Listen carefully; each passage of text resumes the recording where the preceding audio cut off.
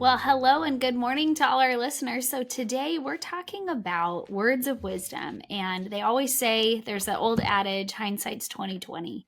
And so the preface of today's conversation is if we knew what we do today and we were starting over from a financial perspective, what are some of the changes that we would make? So what if we were starting from scratch? And I'll just kind of kick us off with a little story from my Sure. own. Now, our listeners who don't know, Randy is my dad, and I certainly had the benefit of being raised with financial wisdom in our home. Sometimes it was provided when it was asked, and sometimes it was just given to us. So this is one of those circumstances, and I don't recall. I would know I was a teenager, and I was just starting to get into snowboarding. And the idea of owning my own snowboard became front and center in my mind. It was all I could think about. And I want to say I was maybe 14 or 15. I remember I joined the snowboarding club at my high school, and I was so excited. I didn't want to continue renting. And somebody had told me about a specific brand of snowboard. And lo and behold, I found a used snowboard, the exact brand that I wanted. And I don't even think I drove myself. It must have been mom or you that drove me. And I made an offer to this woman for her snowboard, which in and of itself, I think you would have said, great, way to buy used and find a good quality product. And it fit me. It was the right length. But the one critical mistake that I made was that I assumed I was going to be getting another $100 for my birthday. I don't remember, maybe from my grandparents or something. And so what I did was I gave her a down payment. I took the snowboard home and I said, I will come back to you in a week or 5 days with the rest of the money. And I got home and I thought I was so smart. And I told you what I had done. And I mean, if I have to count the top 5 times I ever got punished in my entire life. This all comes back. This is hard. I mean, it was up there. And the lesson that you taught me, I mean, I thought it was just like such a 180 because I thought I was like doing something so smart. I had figured this out. I had strategy and everything. But the principle that I learned, thanks, Dad, was don't borrow against your future. Because you're not guaranteed tomorrow. You're not guaranteed that money in the future. And if I knew that wisdom then, I certainly wouldn't. I mean, maybe I still would have got the snowboard, but I would have waited just 5 days. That's all you need to wait, right? Right. Just 5 days. So, okay, well. So good. So the question is, you got the snowboard. I did. And I think you kept it. I think you had that one. You had to go back and pay it. But I think the wisdom was don't spend what you don't have. Right. Don't borrow from your future. Don't make promises that you can't fulfill. You can't. I remember you asked me, what happens if you don't get the money? Like, I don't know. Because I must have been young enough that I didn't have a job. So that's why I'm thinking I was like 14. Yeah. That's great. You both chose to drink your coffee at the exact same time. Hey, it's a cold morning here. I mean, it feels great. I'm embracing this fall, drinking warm drinks. I mean, it's great. Well, we got to caffeinate for this conversation. Right. Okay, somebody else jump in there. Yeah, I really appreciate your story. And I think the idea of today is the wisdom of things we would have done sooner. I think one that we did, I think, listeners know, Laura and I are also married. So there's a whole family dynamic here of I think from my parents and your parents, we've always paid off our credit card and used a credit card as something to run bills through, but never something to carry a balance. And I think for our lives, I mean, so when something differently, that's something I would do is that we have that habit is that I think we always have a credit card in use, but at the end of the month, we always pay it off. And that has been a really good cycle that's I think protect us from getting into credit card debt. I mean, there's lots of debt that can be good, but credit card debt, especially when it hits those higher interest rates, man, that can be such a killer. So I think that's one we avoided. I mean, that's not as much a fun story as yours, but I think that's one that we avoided by just keeping that discipline that we received from our parents. Yeah. I remember as a young person, there was a value in getting a credit card just so you could start building credit. But I was definitely trained. Yeah. If you put something on your credit card, you pay it off that same month. And so I think how often all of us have had moments in our life where our credit card becomes a false sense of security. It is. It is, and it's deferred gratification. So therefore, you want immediate gratification of the thing instead of waiting. One of the wisest things that when I was first married one of the financial breakout sessions I went to, but the speaker said, leave your wallet in the car. So from the time it takes from the point that you make a decision to buy something, you have to walk all the way back to the car to get your credit card or whatever it is. Oftentimes you think it through and you start to realize maybe I don't need this as much as that price tag tells me I need it. And you get a chance to kind of reason, whereas at the moment you make that decision, you can't get back. I mean, you're not going to take it back after you purchase it, but now you've got this thing depending upon what it is that you've acquired. So anyway. Delayed gratification, right? Like Discipline. It's a good piece of wisdom. Yeah, I think that speaker never lived in Berkeley, California, because you don't leave anything in your car. I mean, it won't be there when you get back. That's right. Yeah, you just never know what's going to happen. That's true. That's true. Right. I get that. Yeah, I think another kind of like looking back for wisdom is the power of habits. We were talking about this a little bit before. Like, there's a moment when I remember being 20, so I would have been, early college, and I had, been working and different things. I think I had about $5,000. Was to me the most money I'd ever had at that moment. And Rich. I remember having that money, and that money it fueled some trips. I remember I did some traveling. I was living on my own. All sorts of good things that money did. But looking back, the power of a habit. I was just running some numbers. Had I taken that $5,000 back when I was 20, put it in the S&P 500, invested it, then today, 2 years later, I would have a grand total of $34,000. And that doesn't that's a pretty good dollar amount. It's good, right? It's 25 to 34. That's huge, right? And it's a great growth. And people talk about investing. It's like, man, that's really meaningful. But really to have $30,000 today, which would be wonderful. But also think about that $5,000 did when I was 20. Man, there's a lot of experiences that funded. On the flip side, if I had a habit, not just invest that big chunk of money, but rather if I had a habit of putting $100 every month into an investment, the S&P 500, just $100. And if I did that when I was 20 till today, the number of the dollar value I'd have today is $94,000. That's a big difference. It's 3 times as much nearly. And to say today to have $90,000 in an account, man, that's so meaningful. And I would have still had that 4,900 I could have used on all the normal stuff. And so the difference between saying, hey, I need to make this one-time big moment versus a daily habit, I think it's so different. And I think some of those daily habits can be so powerful when you're young. So that's when looking back, I would have done that. I would have had a monthly consistent investment, not just savings into the bank, but investment that I would have done. Because inflation is real, folks. I mean, let's just talk about the tooth fairy around our house. Growing up, I mean, there were coins on that nightstand when my tooth disappeared, or in my little jar or whatever I had.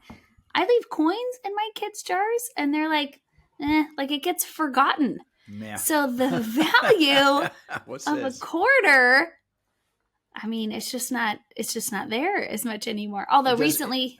Go ahead. It doesn't crinkle, right? I mean, it's right. I want something that crinkles. Right. Like paper.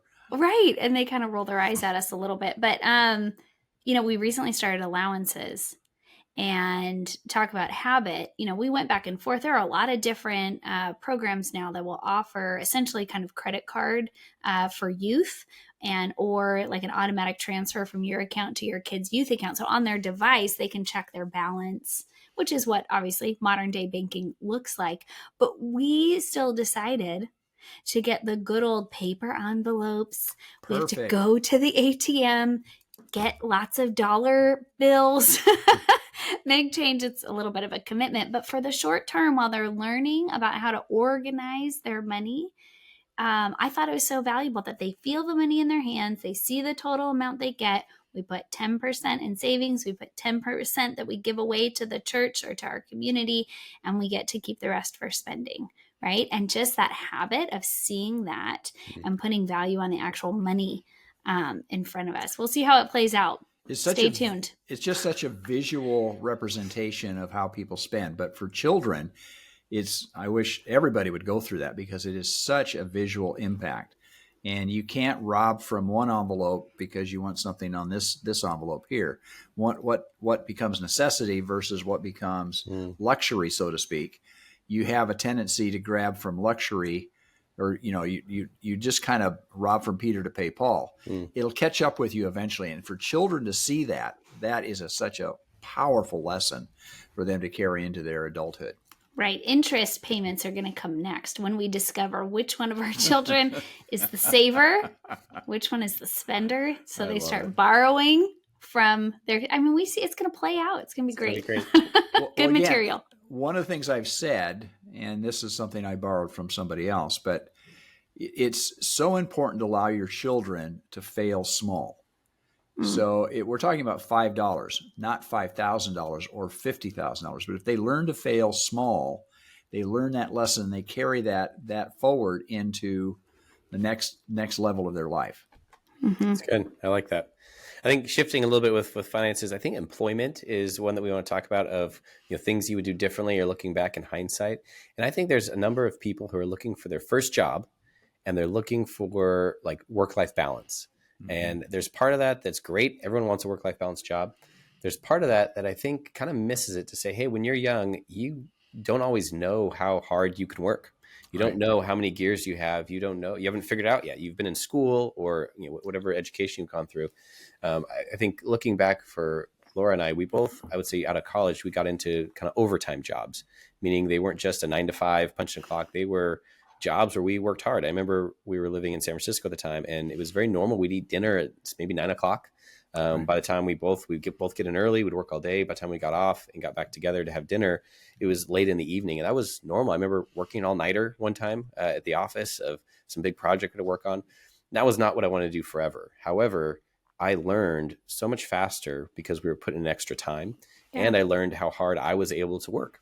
And so for Laura and I in life, when life gets busy, we say, hey, we just need to shift into a higher gear, because we both know we can go harder if we have to. Yeah, that was a really valuable lesson, I think, for us, of not sustainable, not something we want to do forever, but we had no kids. We're, two professional careers. It was a great moment to really lean into a hard overtime career and to gain the wisdom from it. Yeah, there was a time when I was in college, I paid for my college through my work. Now, that's really hard to do today because college education is much more expensive. But I was working full time. I was working a 40-hour job. So it was in the afternoon after I got out of school, and worked until whenever 8 hours was up. But I mean, typically I went past midnight. But I remember sitting on the edge of my bed because it was during finals. And I was studying, trying to get the best grade I could on my finals. In addition to that, I still was working 40 hours a week. And so sleep depravity was what I was going through. And I remember sitting on the edge of my bed, and I did not know if I was going to bed or getting up from bed. Oh, no. I was so tired. Yeah. But going back to your comment, Jeremiah, you don't want to do that all the time, but you really test your ability as a person. Say, can I push it? Can I push the walls out a little bit? Right. Yep. Right. And if you do that forever, if you commit to that and you say, this is my lifestyle, you're going to have some issues. You're going to have some physical issues. You also might develop kind of that martyrdom complex. Like, I do this, I'm just a slave to my job. I'm so needed here. But I agree with that sentiment. I can think of that time when we were early married. I can think of a time, I worked in restaurants, was my first job. I was 15, and Dad, you were like, great, time to get out there and get a job. My older sister, I was fortunate, had a job at a restaurant, local diner, and helped me get a job as a hostess. But I learned people skills at a very young age. Yep. I learned how to read what people wanted, and in a restaurant atmosphere, you get all sorts and all kinds and all ages and families and individuals, and there's such diversity, and being able to assess what their needs were, what their wants were, how we could meet them from a customer expectation perspective, how to have hard conversations. I'm sorry, your favorite meal is not available today, right? Like the fail small kind of stuff, allow me to learn how to converse with adults who are much older than me.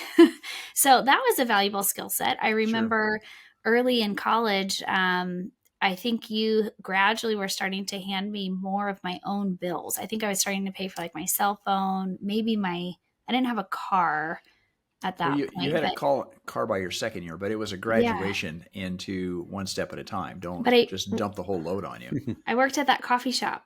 Yeah. And I woke up super early in the morning and rode my bike, or the commute that we had when we lived in a big city. Now, it's not for everybody, but there was something about getting up and putting your big girl pants on every day and going to work. And you develop some grit, and that has served us well. I think it can serve anybody well, going forward in their career. Absolutely. That's good. I think the other one, moving forward a little bit, but another kind of looking back for wisdom is an emergency fund, we tell clients, and I think Dave Ramsey has part of his system is like, you have to have $1,000. You have to put $1,000 in savings before you can pursue a lot of these other goals. That number may change, but for clients, we always tell them you have to have an emergency fund because life happens. And in our marriage, we had, I think, 2 kids at the time. We were living in a house, and we had just done something. I forgot what it was, but we had kind of used up our savings for something. I forgot what the shift was in life that we were a part of, but kind of a little more lean on our cash. Well, our air conditioner broke. It just went out, and it was August. I think you were pregnant with our second or third. It was fall, and it was hotter than you know what, and I was largely pregnant. Yes. And the air conditioning went out. It And went here out. where we live, it was like over 100 degrees. So we had to get it fixed, but not pleasant. We were able to get a person that we knew that could get a pretty good deal to get it fixed for us. But because it wasn't like a normal vendor, it wasn't like we could just like use a credit card. We had to write them a check. And so for us, we had to scrimp and figure out how we were going to find this bit of money so we could write a check to pay for this air conditioner. And I think it was a good lesson for you and I, a little bit kick in the face of, hey, we've been doing great. We've been doing well. We had all these master plans of where we were headed, but that little emergency fund that would cover things like this, the unexpected, we had let it get too low. And we got through that moment. We were able to get enough cash, pinch point. Yeah. Rated all the coins in the couch type of a thing. But we got it together. But from that, I think it was a really good moment for us to say, hey, we have to have a protective emergency fund that just sits there. It doesn't do anything else other than just protect us. It doesn't earn a whole lot of interest. It's readily available if we need it. So that was a good moment of just learning like an emergency fund is so useful. And the number that needs to be in there changes. If you're in college, it could probably be pretty small. If you have real steady income, it could be medium size. If you're a business owner, hey, maybe it needs to be bigger because expenses come up. But whatever stage of life you are, you need some sort of emergency fund for those emergencies. It's really critical. I mean, it's critical to be able to, again, you plan. You never plan for something to break. You never plan for something to go wrong, right? But the expectation is that most likely there's something will happen, and it'll catch you at the time that is the most inconvenient, like what you're talking about, Jeremiah. When you don't have the money, and you do find the money somewhere. And you start to scramble, but it's not comfortable, right? Right. Mm-hmm. Right. Yeah, lots of little words of wisdom there, I think, that are being passed because I think what's helpful at this moment and for the sake of this conversation is you look back at those events in your life and you want to squeeze as much wisdom out of them as you can because there was something to be learned. And if you miss that moment, then history is going to repeat itself. Yeah. Another thing that comes to mind that I wanted to talk about today was about financial literacy. Again, I had the benefit of a dad who's financially savvy, who talk about terms, talk about savings, checking account, debit card, credit card interest rate. These are things that I understood at a young age. And you pop up a notch and you start talking about investing for retirement. Well, if you're 18 years old, the idea of taking $100 out of your paycheck to go towards retirement, I mean, that does not sound fun. So like the why, right? Investment growth, et cetera. So I think financial literacy, even if our listener is an adult and is like, hey, I missed something here. Like, I don't know what a Roth IRA is. I don't know why I should be investing for my retirement account or education savings. Like, that's okay. And I think that, Jeremiah, you bring up a lot of people go on to Google and they want to look something up. It's not that they're not going to get no information. They're going to get way too much. Way too much. And it's overwhelming. And a lot of what we do and have an opportunity to do with our clients is some level of just creating financial literacy. Like we want to create a space where like you can ask all the questions.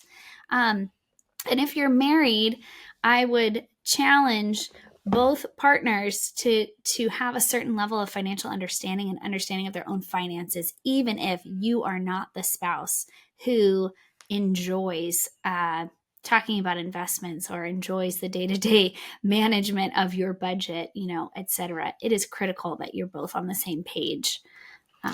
Yeah, I think the word is that you start when you're married, and I think it can also apply to somebody being single, but you start with you plan with the future in mind. So what you do today will fulfill and make my future better. But you have to come back into planning process. And that, again, isn't hard work, but it's work. And you have to set aside the time and make the decisions about how you're going to spend what kind of job, what kind of education. All those factors are really important, and it's going to make your life much better down the road. I mean, there's no question about it in my mind. Those people, you can tell when people have been around planning, or they're just naturally kind of akin to that, and their life is better. It's better, what they're comfortable with their income, and they're comfortable. And again, a lot of times people say, I just need to make more income. And coming back to it, it's not the income that satisfies everything. It's really the spending. It's how people spend that really, we live in such an abundant country. You can go, and I've never been so proud when I was early married to go into a Goodwill store and look for something that was appropriate. Things like that. I think your pride gets in the way, and you're saying, I don't need to spend $400 for a new suit when I can get a suit for probably $25. Right. It'd be very appropriate. And again, I'm not saying that everybody does that, but there is so much. I mean, you do with toys. There's resources right now for toys that you can get it for what, 10 cents on the dollar. I mean, it's just amazing. Yeah. So when we were preparing for this time, Dad, you referenced that recently you had somebody ask you. In fact, it was somebody who works in the medical industry, and they said, hey, can I ask you a question? Yep. And the question was like, what do I need to be doing now? Yeah, and you answered with 3 things. Yep. I said, save till it hurts. And he kind of winced a little bit. And I said, don't buy new. Always buy used, particularly on a car or things like that. You can get a lot of things like that. And then, the third thing is what I say. Know your budget. Know your budget. Know how you spend your money. So your income is not as important, like how much money comes in, as you can control what you spend. You can't necessarily control your income, right? Right. It's just the way it is. So. Yeah. Right. And on the know what you spend, 2 things came up, which was like, one, we talked about credit cards. They can be used for good purpose, but make sure you're using them for that purpose, right? And you're not using them as a false sense of security. And the other thing that we all related to was these sneaky subscriptions that, and maybe not all of them are sneaky. Some of them do offer some convenience. But if you're not looking and tracking your spending, this has happened to me multiple times where you've signed up for an app or you had a free trial and now it's automatically charging you on a monthly basis. If I don't go through and audit what our Apple charges are, the reoccurring charges, there is a black hole right there in your spending. So anyway, know your budget, know how you're spending your money. Yep, for sure. And there's kind of this day and age that it's never been easier to take control of that. We did a few weeks ago, we did one on different budgeting apps that are out there that will link in. There's a few of them that one of the key drivers of it is to link to all of your recurring subscriptions and call them out for you. So you can look at them and say, yep. Oh, I didn't realize I was still paying that. Let's get rid of it. There's a few of them out there. I think Rocket Money is one of them. That's one of the key features. Copilot Money does that as well. I think Monarch Money, all different apps that will help you organize your spending, get visibility on it, but also those reoccurring things that they pop up for you, and it highlights them so you can decide, are these really adding value to my life? Yeah, I mean, $1 here, $2 there, $5. All of a sudden you realize, wait a minute, I'm spending $120 on things I don't even use, and of course they're not going to call you up and say, by the way, you haven't used this. You want us to remove this? It's a revenue source for those companies. That's why their stocks do so well. And to wrap us up, what do we say again? If we take that $100 and we put it in an investment account in the S&P 500 in how many years? Yeah, 20. If you did that for the last 20 years, you'd be at $94,000 today. Wow. And let's be futuristic. If you just start that today, in 20 years from now, you get to buy yourself a new car. Yep, that's right. Hopefully. Small bites, right? Rather than a big chunk, just a small bite and a good habit. Exactly. By the inch, it's a cinch. By the yard, it's hard. By the yard, it gets hard. I love that. Well, hopefully our listeners found a few little words of wisdom in there. Thanks so much for listening. Until next week, folks, may you grow in wisdom and knowledge. Thank you for listening. We have a few more things to let you know about before we go. Podcast reviews really help us to serve more people and get this information into the hands of the people who need it. Please leave us a review. Even if it's not 5 stars, we welcome the feedback. And we invite you to let us know what topics you would like to hear more about, or what would benefit the people in your life who you're closest to. We have more resources online. Those resources are designed to help you share this great information easily with people in your life. To access those resources, please visit trichordadvisors.com. Often we hear from clients that they wish they had talked to us sooner. If that's you, we'd be thrilled to see how financial planning can benefit your life. Email us at contact@trichordadvisors.com or simply click on the link in the show notes. This show was produced by Graham Gardner at Model FA. Find out more about how to create a podcast for your financial planning business by visiting modelfa.com. We love creating content that's useful, resourceful, and maybe even a little entertaining. We want to make this mega universe of financial topics and advice applicable and helpful to your life. Remember, at Trichord Advisors, we are your future's best ally.